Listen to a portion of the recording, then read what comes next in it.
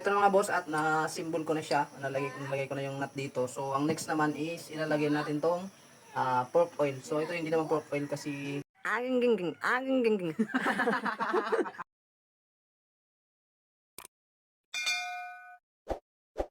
Yo mga boss, so magandang araw sa inyo. So, di ba kagahapon is may magic lure sana tayo na shop. So, kaso hindi natapos kasi nga gabi na nagka-kuryente, bumalik yung kuryente dito sa amin.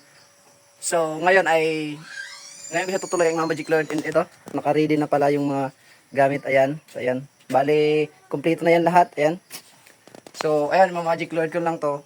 So, ayan, tuturo ko lang sa inyo mga boss kung paano yung pag magic lord at kung ano yung mga dapat gawin kapag magpo-magic lord. Ay, bale, ito na magic lord ko na. And ito yung standard niya. Ayan, tingnan niyo yung diferensya. Ayan. So, bale, mga 3 inch siguro. So, ito na mga boss. So, ito yung lalagyan natin ng stopper dito. So, ganyan paglagay niyan. So, depende lang sa inyo kung uunahin siya dyan. Uunahin siya dyan. Yun, ganyan. Or pwede rin ganito. Unahin nyo itong spring dito. And, basta kanya ito ilalagay ito dito.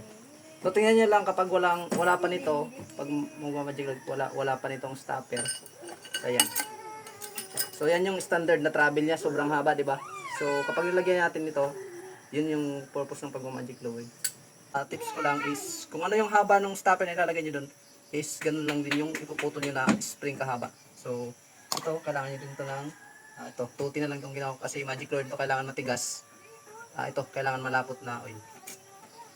So, bali ito na mga boss yung kanyang standard na spring dito. Yan, ganyan siya yan.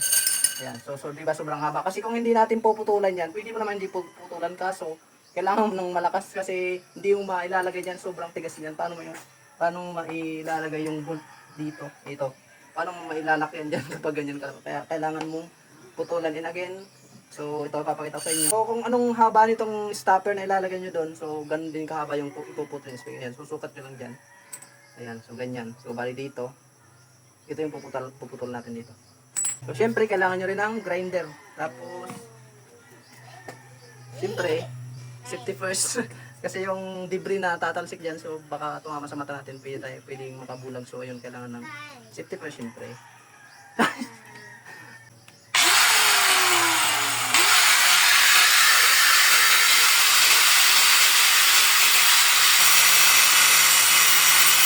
Mga boss na putulan natin. So ayan. Nga, kailangan putulan kasi kung hindi mo puputulan, hindi mo may papasok tong lock niya dito sa ibabaw.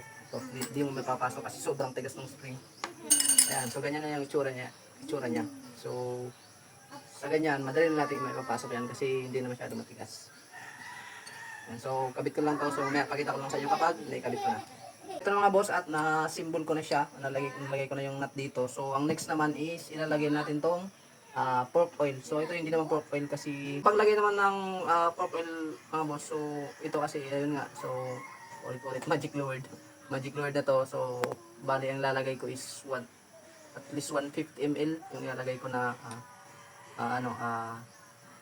oil. Ayan, na-symbol ko na siya. Ayan. So ito, bali hindi natin to mahigpitan ng mahigpit kasi nga madanlog. What? Ano nga sa English? Tagalog madanlog. Madulas. Mga bobo! So yun lang mga boss. So ganun lang din naman kadali yung pag-magic lower. So sharing is caring. Love you.